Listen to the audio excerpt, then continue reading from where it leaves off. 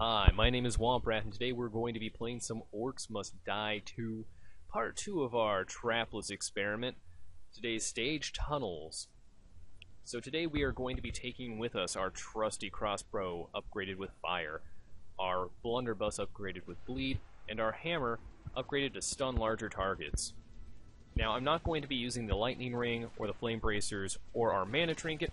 Those are actually from a later level, and hopefully I'll get you guys that footage here soon.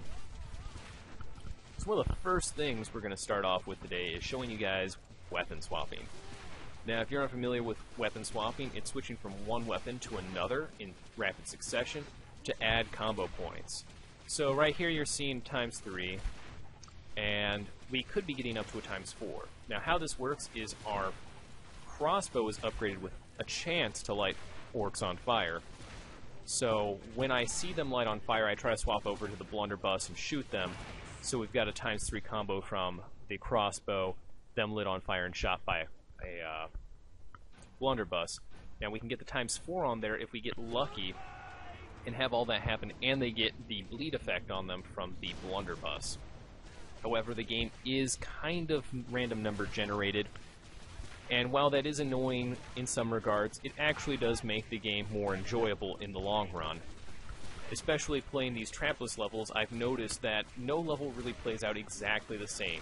The orcs don't always follow their footsteps exactly. They have varying levels of intelligence, they don't always use the same melee attacks. It really changes up the game and makes it more interesting and challenging.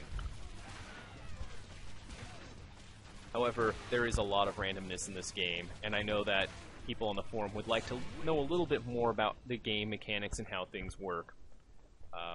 Specifically, like the crossbow we're using and the blunderbuss. I know that people would like to know what the percentage chances are to light an orc on fire or to make them bleed with the blunderbuss. But I feel that it kind of gives the game its charm and its mystery, and makes players figure out what works best for them, what settings work best for them. And when in doubt, go on the forums. I know that the people at Robot Entertainment Forums would be more than happy to share with you what works well for them. And right there, we're going to go ahead and set off a rock trap that's built into the level. Now, this can be handy in a pinch if you're getting overrun near the back of the level. It does take a bit to reset, so it's best to use it kind of preemptively when you know that there's not going to be a whole lot of orcs in the way. And we saw our first ×4 there. The random number generator gods have not been kind to us today. Pop out our hammer and kill off these orcs. One of the more interesting things about this level is you could do this level entirely with a hammer. I've actually done it myself. It's really boring, so I decided to show you guys some weapon swapping and the rock trap instead, because I think it's a little bit more interesting to see pretty numbers popping up on the screen instead of me just smashing orc faces with a hammer the entire time.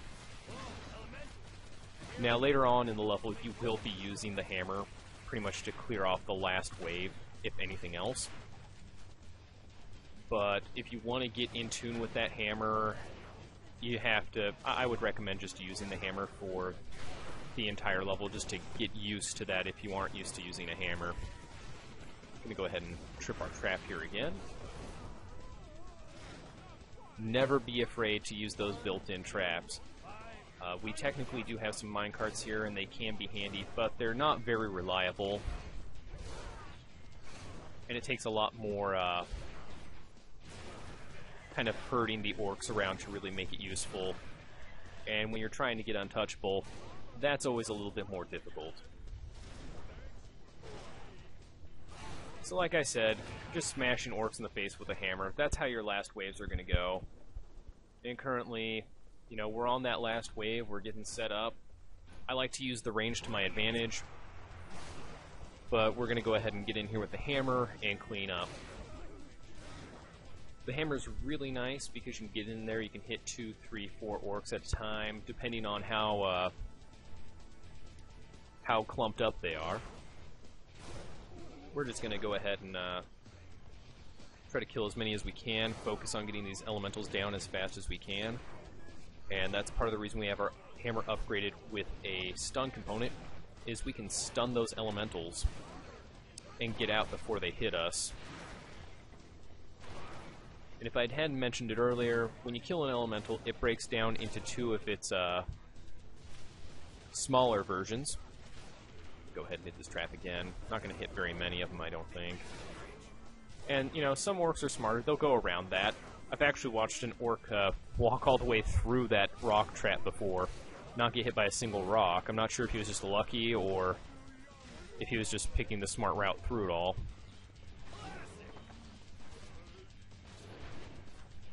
Okay, well, we did get hit there.